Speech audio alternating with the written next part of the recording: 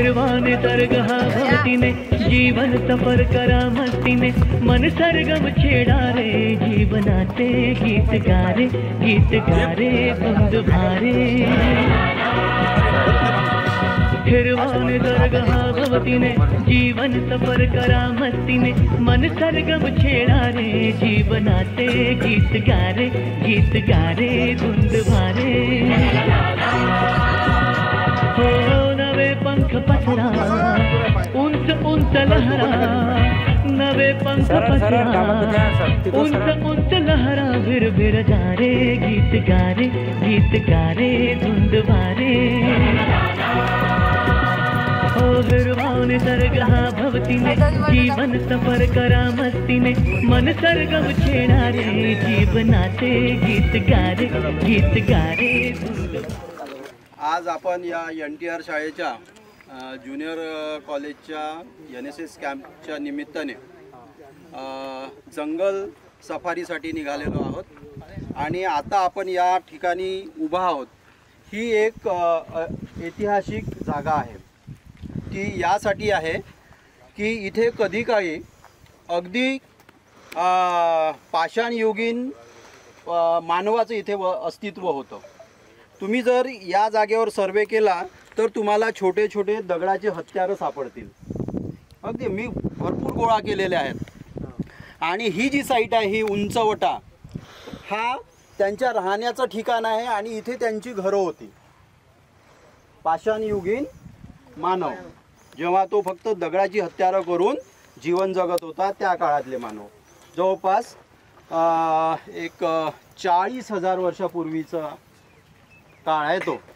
तर तेव्हा मनुष्याची वस्ती इथे होती आणि इथे दगडी हत्यारं तयार करायची त्यांची व्यवस्था होती।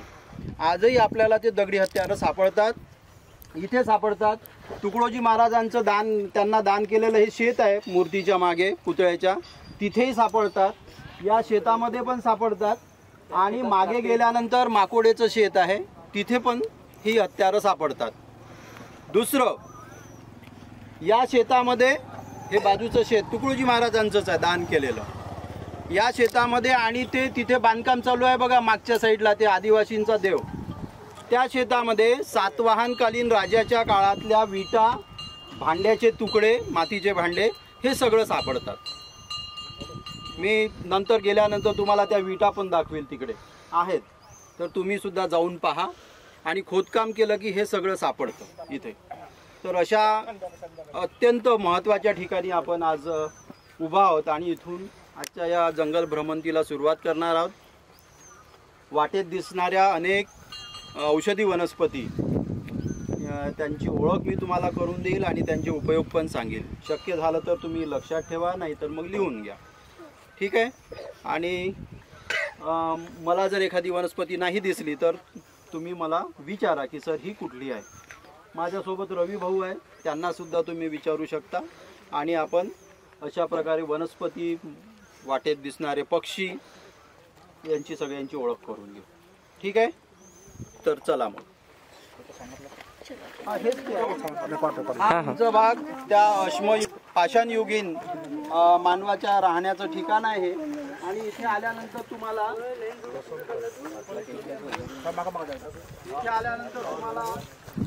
या दगडाच्या भिंती दिसतात। ही त्यांची घराच्या भिंतीची जागा आहे ही। आणि समोर गेल्यानंतर पुन्हा अशा प्रकारचे स्ट्रक्चर दिसतात तिथे या हनुमानजीच्या मंदिराच्या बाजूला। हे स्ट्रक्चर इथे आहे हो। आणि मुलांनो इकडे या, आता ते दिसणार नाही पण आहे तिथे।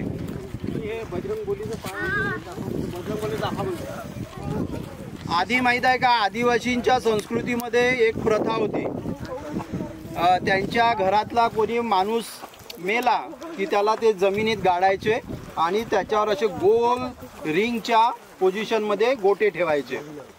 तर तसे 3-4 स्थानं या चिंचेच्या बाजूला आहे, पण सध्या तिथे झाडं असल्यामुळे ते आपल्याला दिसणार नाही। पण उन्हाळ्यात जर तुम्ही आले तर तुम्हाला स्पष्ट दिसतात ते गोलच्या आकारात ठेवलेले दगड। याचा अर्थ त्याच्या खाली त्यांचा तो माणूस गाडलेला आहे, ही त्याची खून आहे। चिंचेचं जे झाड आहे ना यांनी आहेत 2-4 झाडं जागा तिथे. आणि इथे उत्खनन व्हायला पाहिजे पुरातत्व विभागाच्या वतीने आणि पुन्हा आपला इतिहास इथला लोकांच्या समोर येईल. फॉरेस्टला परवानगी दिली ते सगळं गव्हर्नमेंटच्या लेवललाच व्हायला पाहिजे. आपण पर्सनली काही करू शकत नाही कारण ते शेवटी गव्हर्नमेंटची प्रॉपर्टी आहे. इथे जे काही सापडेल ते त्यांच्या घराच्या भिंतीची जागा आहे. ती उंच दिसते, गोल गोटे ठेवलेले आहेत. चौकटच आहे ती पण आता गोल झाले आणि बरेचसे गोटे लोकांनी कामासाठी घेऊन गेले. तर ही त्यांची राहण्याची जागा आहे. ही अशी चौकट गोल. आलं लक्षात. फक्त इथे आता रिसर्च होणं गरजेचं आहे.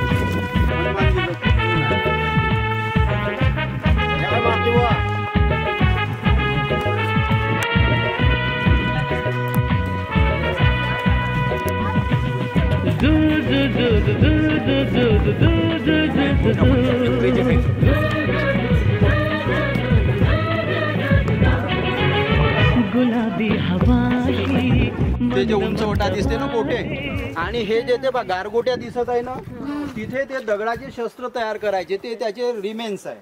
त्या दगडाचे असे तुकडे राहिलेले ते ती जागा. तर हा पूर्ण एरिया त्याचाच आहे संपूर्ण. आता पावसाच्या पाण्याने सगळे गोटे माती वाहून गेली. पहिले कदाचित इथे चांगली व्यवस्था असेल पण आता हे सगळे हे चॅनेल्स तयार झाले वाहून गेलं सगळं.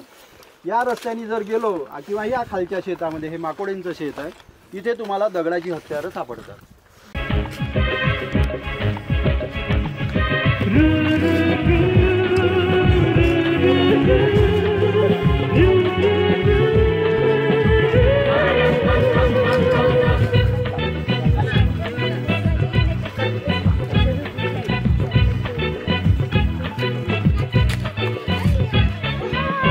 नव्या संगीतातले तराणे नवे असे कुणी सोबती मला मिळाया हवे असे.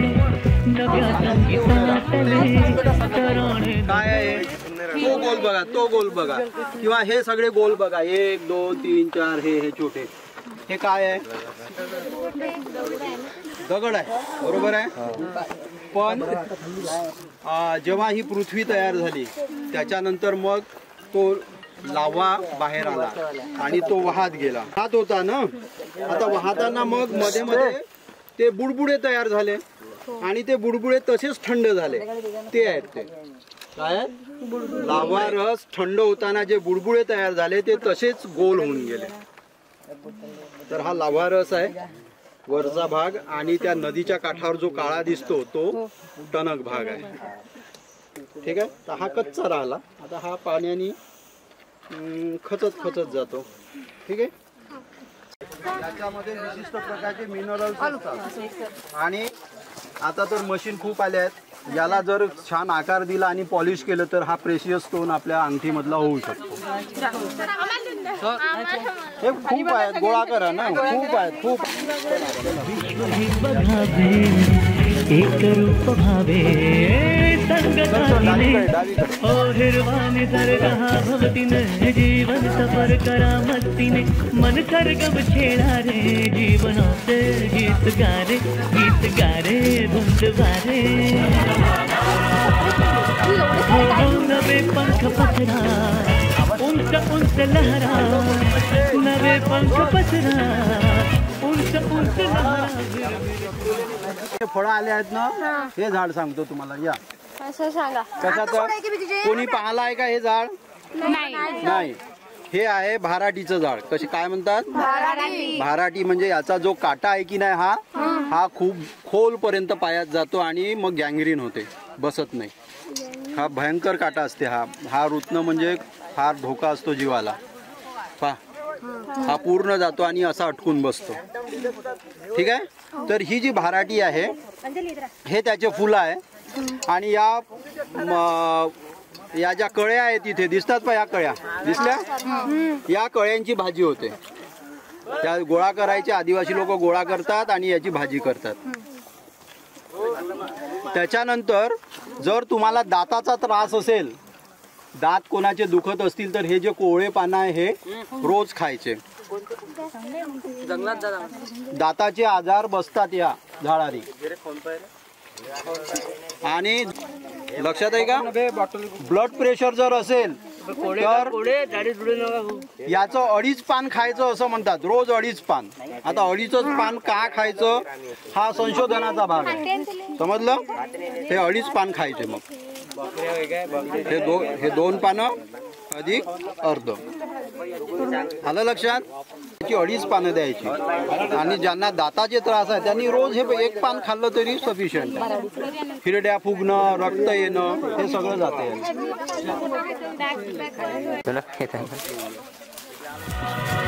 हिरवानी दरगहा भवतीने जीवन सफर करा मस्तीने मन सरगम छेडा रे जीवनाचे गीत गारे धुंद मारे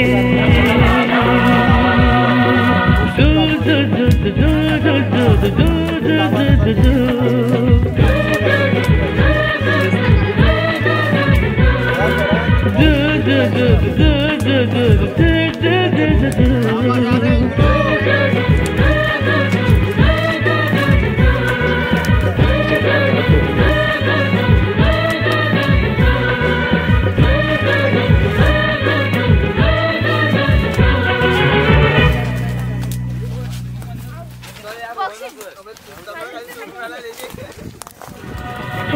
हिरवानी दरगहा भवतीने जीवन सफर करा मस्तीने मन सरगम छेडा रे जीवनाचे गीत गारे धुंद मारे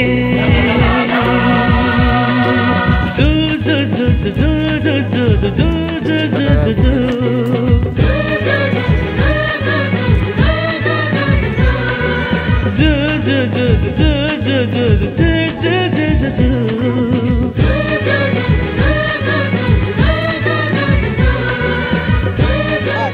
आता ज्या ठिकाणी उभा आहोत इथे त्या पाषाणयुगीन मानवाची वस्ती होती. हे जे तुम्हाला गोटे सगळे दिसतात आणि असे छोटे छोटे तुकडे दिसतात रंगीत गोट्यांचे, तर हे शस्त्र तयार करताना हे पडलेले तुकडे आहेत. हे पहा तुम्हाला अगदी चोपडा आणि याच्यावर धारदार रेषा दिसतात आहे की नाही. जेव्हा लाकडाचा पीस आपण वेगळा करतो तर असंच होते ना तयार. तर हे पहा बघा, त्या चिप्स आहेत त्या निघालेल्या. मोठं शस्त्र तयार करताना हे छोटे छोटे पार्ट्स निघतात ना, ते हे आहे. हा हे बघा, आता इथे पहा, इथून त्यांनी ते कापून शस्त्र तयार काढलाय. शस्त्र असं कापून हे इथून, हा ओरिजिनल म्हणजे बेस आहे, याच्यातून त्यांनी शस्त्र निर्माण केले आहेत. हे बघा, हे असं दिसते हा. तर हे असं, हे शस्त्र नाही आहे, शस्त्र वेगळं असेल, पण हा ओरिजिनल दगड आहे ज्याच्यातून त्यांनी तयार केलं. तर असे शोधा आता शस्त्र. मी एक चांगलं दाखवीन तुम्हाला, म्हणजे मग तुमच्या लक्षात नाही. हे नाही, हे तुटलेलं आहे.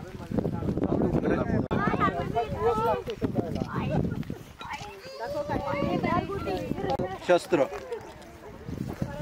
हे असं पकडायचं. हे बा, हे असं पकडायचं आणि मांस कापायचं इकडून. तर हे असे त्याला, हे असे कंगुरे पाहिजे काठाला. हे आहे ते, हे बघा दिसलं. आणि याला ओळखायचं असेल तर हे असे कंगुरे असायला पाहिजे एका मार्जिननी. आलं लक्षात. करवतीला जसे छोटे छोटे दाते असतात ना, तसे याला हे त्यांनी केलेले आहेत बघा, आरी सारखा उपयोग करायला. आणि बरोबर त्यांनी पकडायला इथे असं. ते दादा आहे ना, ते आता दाखवलं ना सचिन काका कशी आहे.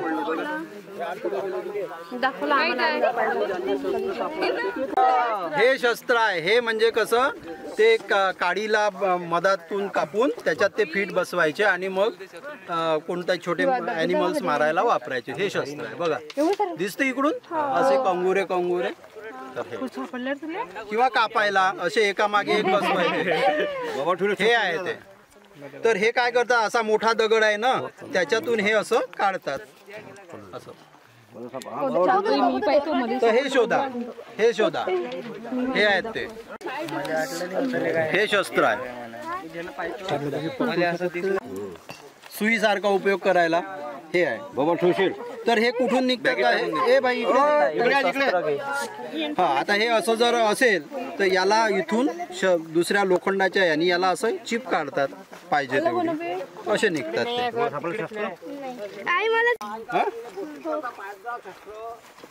शस्त्राचाच भाग आहे तो.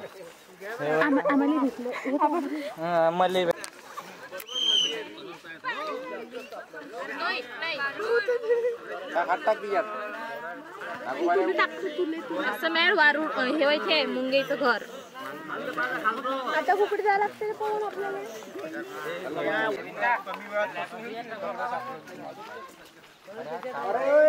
म्हणजे ती उधळीची ती राणी असते, ती इतकी मोठी लांब असते ती अळी, आणि तिच्यापासून मग ती अंडे देते आणि मग त्याच्यापासून वेगवेगळ्या प्रकारच्या उधळी तयार होतात, बारीक बारीक कामकरी, रक्षण करणाऱ्या अशा वेगवेगळ्या. तर ती जवळपास 4-5 फूट हे खोदावं लागते, मग ती सापडते. हा उधळीचा राजा. आणि मग हा उधळीचा राजा हा अत्यंत शक्तिवर्धक आहे, म्हणजे स्टेरॉइडच आहे ते. हा तर त्याला काढतात, त्याचं तोंड आणि शेपूट कापलं की त्याला तुपामध्ये गाईच्या घोटायचं आणि मग ते 6 महिने खराब होत नाही, चांगलं राहतं. आणि ते मग तुम्ही मेव्याच्या लाडवामध्ये मिक्स करून खाऊ शकता. जर तुम्ही मारुती चित्तमपल्लीचं ते जंगलाचं देणं वाचलं असेल पुस्तक, तर त्याच या उधळीच्या राजाचा उल्लेख आहे. सकाळी तो खायचा आणि जवळपास 5 किलोमीटर धावत जायचं आणि धावत यायचं, तरच ती हीट शरीरातली पूर्ण बाहेर निघते, नाहीतर शरीर एकदम हीटअप होऊन जाते. असं वाटते की पोट फाटलं की काय, इतकी गरमी होते. भयानक.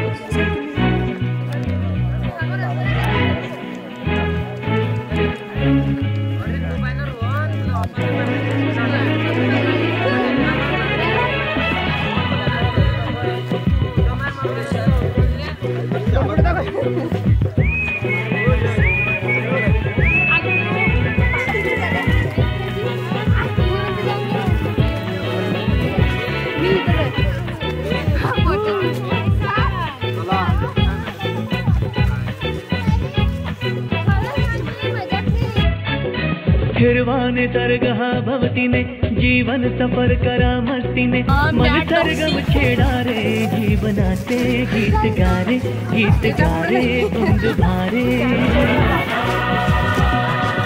फिरवाने तरगहा भवतीने जीवन सफर करा मस्तीने मन सरगम छेडा रे जीवनाचे गीत गारे तुंद भारे. पंख पसरा उंच उंच लहरा, नवे पंख पसरा उंच उंच लहरा, भिर भिर जा रे गीत गारे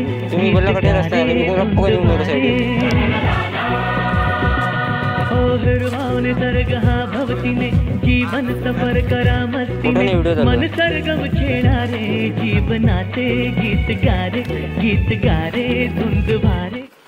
याला म्हणतात भेरा. काय म्हणतात? भेरा. भेरा माहित आहे? आणि तुम्ही याचं दुकान पाहिलंय का, मटन शॉप?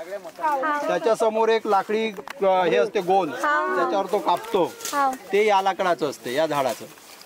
कारण याच्यावर तुम्ही किती कुऱ्हाड मारा त्याची असे 2 भाग होत नाही, म्हणून तो सारखा मारत राहतो ना.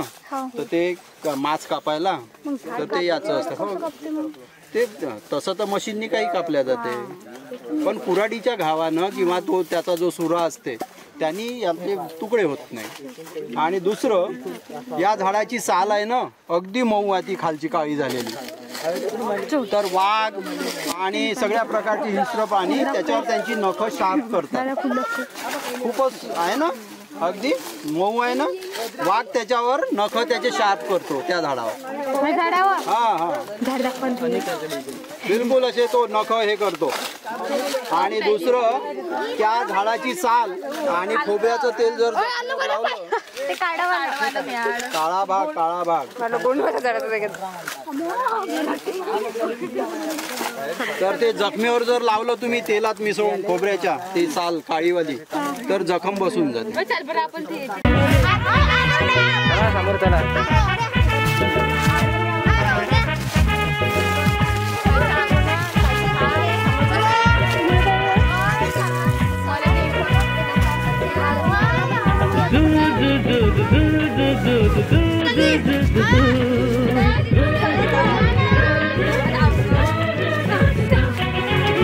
गुलाबी हवाशी मंद मंद वारे, शराबी कळी अशी चिंब चिंब नाहते गुलाबी हवाशी.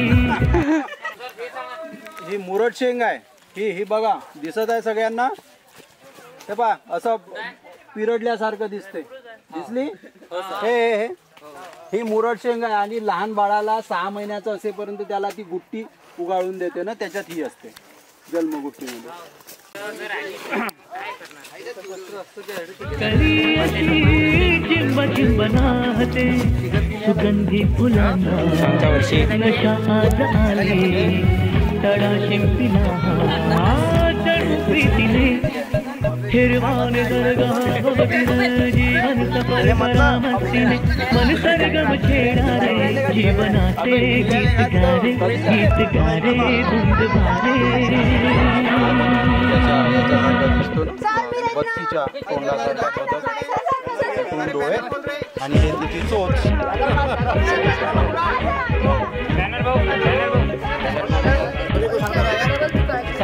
वेळ लागते.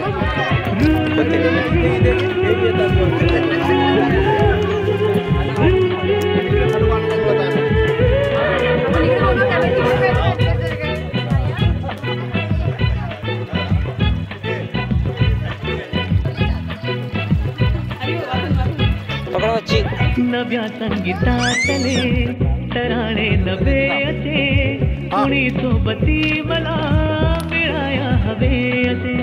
नव्या संगीतातले तराणे नवे असे कुणी सोबती मला मिळाया हवे असे.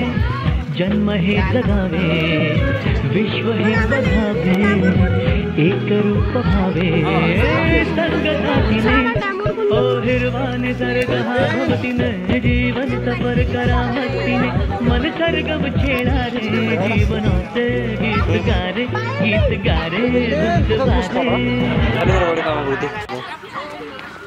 गेल्या अनेक वर्षापासून आम्ही या ठिकाणी येतो. म्हणजे गेली 12 वर्ष झाले या ठिकाणी आम्ही ह्या शिबिराची वाट पाहत असतो. आम्ही यात वेळात वेळ काढून या ठिकाणी आलो आहेत. आता बाकीची माहिती देणार आपले सातपुते सर. वनस्पतीची माहिती, पक्ष्यांची माहिती, पूर्ण माहिती या सरांकडून तुम्ही ऐकू शकता. नमस्कार. आज आपण इथे आम्ही NTR शाळेच्या ज्युनियर कॉलेजचा NSSचा कॅम्प आहे 2023-24चा. तर त्या कॅम्पमध्ये निसर्ग भ्रमण किंवा जंगल भ्रमंती या कार्यक्रमासाठी आलो होतो. आमच्यासोबत आहेत संजूभाऊ बेलसरे, रामभाऊजी काका आणि आत्ताच यांनी सांगितल्याप्रमाणे आम्ही जंगलात फिरत असताना अनेक वनस्पती आम्हाला सापडल्या. जशी की ही वनस्पती, याला समुद्रशोष म्हणतात आणि या समुद्रशोषच्या या कोवळ्या पानाची छान बेसनवळी करता येते. आणि जशी चमकुऱ्याची वळी करतो तशीच ही वळी करतात बेसन लावून. आणि ही वनस्पती औषधी गुणधर्म असलेली असल्यामुळे हिवाळ्यात तिला आवर्जून आदिवासी लोक खातात. तर अनेक वनस्पती जसं की मुरड शेंग आहे, त्यानंतर भेरा आहे, यासारख्या अनेक वनस्पतींची माहिती आम्ही विद्यार्थ्यांना दिली आणि आज हा कार्यक्रम पूर्ण केला. नमस्कार. भौतिक विकास होतो आहे तसतसे आम्ही या निसर्गापासून दूर दूर जात आहोत आणि या निसर्गाची आवड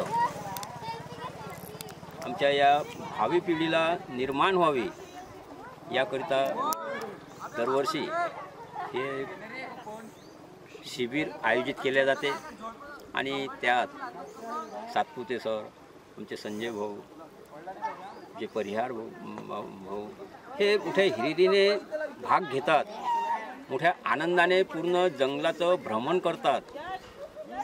असे एक ही खरोखरच आनंदमय यात्रा म्हणा किंवा एक टूर म्हणा किंवा एक संशोधन वृत्तीने या जंगलाचं भ्रमण होते.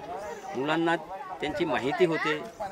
उद्याच्या भावी पिढीला या औषधी वनस्पतीची माहिती असावी, कारण बरेचशा वनस्पती आज नामनेस होण्याच्या मार्गावर आहे. त्यांची जोपासना व्हावी, त्यांचं संवर्धन व्हावं, या मागचा मूळ हेतू आहे. तर या शिबिराला मी आपल्या शुभेच्छा प्रदान करतो. राष्ट्रीय सेवा योजना या योजनेचं शिबिर या नागठाणा परिसरामध्ये सुंदर तपोभूमी असलेल्या श्री संत अच्युत महाराज यांच्या तपोभूमीमध्ये NTR हायस्कूल शंकरराव बंदे कला विज्ञान कनिष्ठ महाविद्यालयाचे राष्ट्रीयचं शिबिर मुली आणि मुलांसोबत या ठिकाणी आपण आयोजित केलेलं आहे। या शिबिराला सुंदर असा परिसर माननीय श्री अशोकभाऊ देवते यांच्या सहकार्याने आपल्याला या ठिकाणी प्राप्त झाला। त्याबद्दल सर्वप्रथम मी त्यांचे महाविद्यालयाच्या वतीनं शतशः आभार मानतो। आणि या सुंदर असा निसर्गरम्य परिसरामध्ये विद्यार्थ्यांना निसर्गाच्या जवळ आम्हाला आणता आलं याचा आम्हालाही सार्थ अभिमान वाटतो।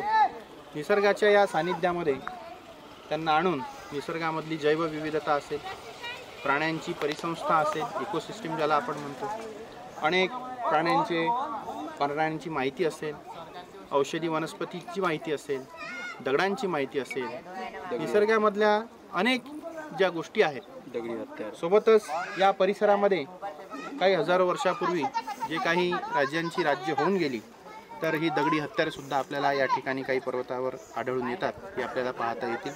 ज्या शस्त्रांचा वापर त्यावेळेस युद्धामध्ये किंवा छोट्या मोठ्या वादविवादामध्ये होत असेल, अनेक अशी शस्त्र आपल्याला या ठिकाणी, हे सुद्धा एक शस्त्राचं स्वरूप आपल्याला या ठिकाणी पाहता येईल। काही हिरवे दगड, काही लाल रंगाचे दगड, काही पांढऱ्या रंगाचे गारुडीयुक्त दगड, अशा अनेक दगडांची सुद्धा अनेक खाण आपल्याला या वरती असलेल्या पर्वतावरती या ठिकाणी पाहता येतील। आमच्यासोबत दरवर्षी महात्मा फुले महाविद्यालयाचे सन्माननीय SV सातपुते सर हे असतातच आणि वनस्पतीशास्त्र विभाग प्रमुख असल्या कारणामुळे त्यांना या परिसरामध्ये असलेल्या अनेक छोट्या मोठ्या वनस्पतींची अतिशय चांगली माहिती आहे। बऱ्याच व्याधीवर, आजारावर आपण ॲलोपॅथीचा वापर करतो आजच्या काळामध्ये, परंतु अजूनही जे आदिवासी लोक आहेत ते अजूनही या भागामध्ये असलेल्या अनेक औषधी वनस्पतींचा वापर करून आपल्या छोट्या मोठ्या व्याधी दूर करत असतात।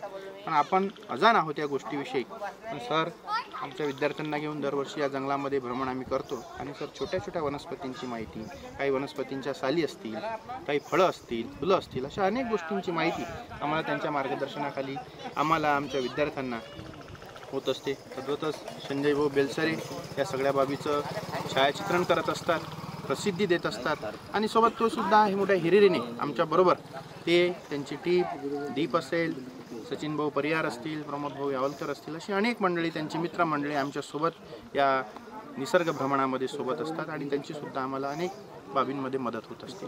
अतिशय सुंदर अशी माहिती, औषधी वनस्पतींची माहिती, या परिसराची माहिती, या नागठाणा परिसराची माहिती विद्यार्थ्यांना घडते। सामाजिक जीवनाबरोबर निसर्गाचं अध्यापनसुद्धा त्यांना जीवनामध्ये व्हावं, निसर्गाशी सुद्धा त्यांची जवळीक साधल्या जावी। या 21व्या शतकामध्ये घडत असलेल्या अनेक घडामोडी, अनेक आधुनिकीकरणाच्या व्यवस्था निर्माण झालेल्या आहेत, त्याबरोबर ओल्ड इज गोल्ड, जुनं ते सोनं जर आपण पाहिलं तर खऱ्या अर्थानं जुन्या बाबी अजूनही आपल्या जीवनाचा अतिशय जवळ आहेत आणि त्याला साध्य करण्यासाठी, त्या बाबींचा अवलंब करण्यासाठी हा अभ्यास अतिशय महत्त्वाचा असतो। विद्यार्थी निसर्गामध्ये जवळ जातात, निसर्गाबद्दली माहिती जाणून घेतात आणि त्यामुळे त्यांना अनेक गोष्टी त्या निसर्गामधल्या माहिती होतात ज्या आजपर्यंत त्यांना कधी कोणी सांगितलेल्या नसतात। त्याची एक शास्त्रोक्त माहिती आणि एक प्रॅक्टिकल माहिती दोन्ही सर आपल्याला देतात। सोबतच रामभाऊजी राऊत आमच्यासोबत आहेत, विविध पक्ष्यांचा त्यांचा अभ्यास आहे, निसर्ग अभ्यासकसुद्धा ते आहेत। अनेक वेळा ते सुद्धा आमच्या कार्यक्रमामध्ये सहभागी असतात, शिबिरामध्ये सुद्धा आवर्जून येतात, त्या भ्रमंतीला सुद्धा ते आमच्यासोबत असतात। अनेक पक्ष्यांची माहिती ते आम्हाला देतात, दुर्बिणीमधून अनेक पक्षी आमच्या विद्यार्थ्यांना ते दाखवतात, त्यांच्या रंग, त्यांची पक्ष्यांची पंख, त्यांच्या हालचाली, ते काय खातात, ह्या सगळ्या गोष्टी ते आम्हाला सांगतात। सोबतच ते उन्हाळ्याच्या दिवसांमध्ये अनेक पक्षी आपण पाहतो की पाण्याअभावी मरण पावतात, ते मरण पावू नये म्हणून ते आम्हाला त्या पक्ष्यांना पिण्याकरता जलपात्र असतील, पाऊ असेल, ते सुद्धा आमच्या विद्यार्थ्यांना उपलब्ध करून देतात। सोबतच पक्ष्यांना अंडी देण्याकरता काही घरटी, आज आपण पाहतो की शहरामध्ये अनेक ठिकाणी पक्ष्यांना डिस्टर्बन्सेस एवढा वाढलेला आहे की त्यांना अंडी देण्याकरता किंवा त्यांना एक चांगला अधिवास मिळवण्याकरता त्यांना कुठेतरी जागा शोधावी लागते। मग त्यांच्यासाठी एक रेडीमेड असं छोटंसं घरटं त्यांनी त्यांच्या कलाकुसरीतून निर्माण केलं आणि कुठेही आपल्या छताला किंवा कुठे तिथे अडगडीची जागा असेल, मोकळी जागा असेल जिथं पक्षी येऊ शकतात, तिथं ते जर बांधलं तर नक्की पक्षी त्या ठिकाणी येऊन आपली अंडी देतात, आपल्या पिल्लांचं संगोपन करतात आणि त्या निमित्तानं निसर्गामध्ये अनेक पक्ष्यांची जी संख्या आहे जी रोडावत चाललेली आहे, काही जाती नामशेष होण्याच्या मार्गावर आहे, त्यासुद्धा या निसर्गामध्ये त्याचं जतन होतं, संवर्धन होतं आणि ती अनेक पक्षी आपल्या पुढच्या पिढींना सुद्धा ती पाहता यावीत यासाठी त्यांचं सुद्धा अतिशय मोलाचं कार्य या ठिकाणी आपल्याला लाभतं आणि राष्ट्रीय सेवा योजनेमध्ये आपण त्यांच्या कार्यांचा लाभ घेतो आणि त्यांना सुद्धा आपण बोलावून आमच्या विद्यार्थ्यांना ती सुद्धा माहिती आपण या ठिकाणी देतो. सचिन भाऊ परिहार ते सुद्धा आमच्याबरोबर असतात, त्यांची सुद्धा अनेक बाबीमध्ये आम्हाला मदत होते. मोठ्या हिरिरीने ते सुद्धा आमच्या निसर्ग भ्रमणामध्ये सहभागी असतात. अनेक गोष्टी त्यांच्या माध्यमातून सुद्धा आम्हाला या जंगलामधल्या कळतात. अशी ही मंडळी जी आहे त्यांच्या माध्यमातून राष्ट्रीय सेवा योजनेचं जे शिबिर आहे त्या शिबिरामधल्या ॲक्टिव्हिटीला एक पूर्णत्व स्वरूप आम्हाला प्रदान करता येतं आणि मुलांना पुस्तकी शिक्षणाबरोबरच विद्यालयाच्या बाहेर, चार भिंतीच्या बाहेर, वर्गखोलीच्या बाहेर नेऊन सुद्धा आपल्याला एक चांगलं एक निसर्गाचं शिक्षण रवींद्रनाथ टागोरांनी म्हटलेलं होतं. विद्यार्थ्यांना चार भिंतीच्या बाहेर काढा, त्यांना निसर्गाचं शिक्षण द्या. कारण विद्यार्थी चार भिंतीमध्ये जेवढं शिकतो त्याच्या काही पलीकडे बियॉन्ड द इमॅजिनेशन हा निसर्गामध्ये शिकत असतो. अनेक गोष्टींचं तो ऑब्झर्वेशन करत असतो, चिकित्सा करत असतो, विश्लेषण करत असतो, मनन करतो, चिंतन करतो. म्हणून एक चांगला उपक्रम वनस्पती मार्गदर्शनाच्या माध्यमातून, बायोडायव्हर्सिटीच्या माध्यमातून, पक्षी निरीक्षणाच्या माध्यमातून, वृक्षांचं संवर्धन जतन करण्याच्या माध्यमातून आणि पुरातत्व भागाचा जो भाग आहे की जुन्या इतिहासातल्या काही आठवणी ज्या आता लोप पावत चाललेल्या आहेत तो भागसुद्धा एक इतिहाससुद्धा विद्यार्थ्यांना काही निसर्गामध्ये उरलेल्या अवशेषाच्या माध्यमातून या ठिकाणी आम्हाला देता येतो. म्हणून राष्ट्रीय सेवा योजनेच्या वतीनं, नवयुग शिक्षण संस्थेच्या वतीनं, NTR हायस्कूल, शंकरराव बंदे कला व विज्ञान कनिष्ठ महाविद्यालयाच्या वतीनं मी या सर्व गणमान्य अतिथींचं, अभ्यासू व्यक्तींचं या ठिकाणी आभार मानू इच्छितो. वनस्पती विभागाचे HOD माननीय श्री संजयजी सातपुते सर, यशवंत बाबा विद्यालय पवनी येथे अध्यापन करणारे अध्यापक माननीय श्री उमेश दादा निस्ताने सर, भाषणांपासून अत्यंत शांतपणे बसलेले सर्व या शिबिरातील शिबिरार्थी,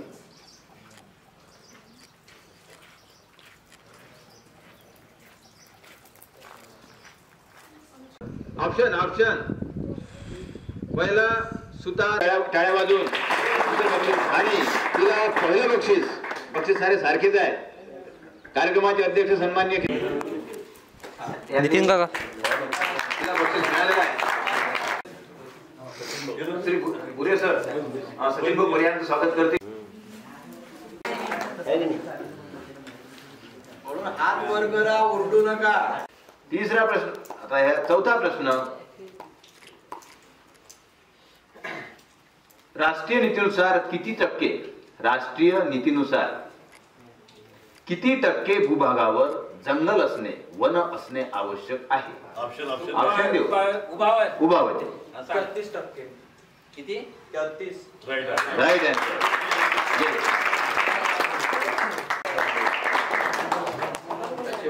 Absolutely right answer. आफ्रिका खंडावर गॅलापॅक्सी हा काय वनस्पती शिबिराचे आयोजन करतात सन्माननीय श्री डाकोळे सर, प्राध्यापक श्री डाकोळे सर यांना वंदनीय भारत मातेचा फोटो प्रदान करतील. त्यांच्या विद्यालयासाठी, त्यांच्या या शिबिरासाठी, त्याचप्रमाणे कनिष्ठ महाविद्यालयासाठी हा फोटो प्रदान करतील असे मी श्री भाऊंना आणि गुरुजींना विनंती करतो. विद्यालयाला कनिष्ठ महाविद्यालयाला प्रदान करत आहेत याबद्दल मी श्री गुरुजींचे इथं शतशः फोटो सुद्धा त्यांनीच तयार केलेला आहे. आणि वृक्ष, पक्षी, निसर्गामध्ये असलेल्या विविध बाबींचे हार कशाला, ज्या घरात नाहीत भिंती त्या घरांना उगाच दार कशाला, असं जरी असलं तरी कार्यक्रमाची औपचारिकता म्हणून का असेना पाहुण्यांचे आभार मानणं हे आम्ही आमच्या महाविद्यालयाच्या वतीनं, संस्थेच्या वतीनं आमचं आद्य कर्तव्य समजतो. तेव्हा उपस्थित सर्व सन्माननीय पाहुण्यांचे या ठिकाणी मी नवयुग शिक्षण संस्थेच्या वतीनं, नाथुरडके हायस्कूल, शंकरराव बंदे कला व विज्ञान कनिष्ठ महाविद्यालयाच्या वतीने, या राष्ट्रीय सेवा योजनेच्या पथकाच्या वतीनं सर्वांचे या ठिकाणी मनापासून आभार मानतो की त्यांनी नक्की या कार्यक्रमाला या ठिकाणी आयाम रूप दिला आणि नक्की आमच्या विद्यार्थ्यांना त्या माध्यमातून काहीतरी चांगलं या ठिकाणी शिकायला मिळालं. तेव्हा आपण या कार्यक्रमाची सांगता राष्ट्रगीताने करूया. तेव्हा सर्वांनी आपल्या जागेवरच उभं राहायचंय.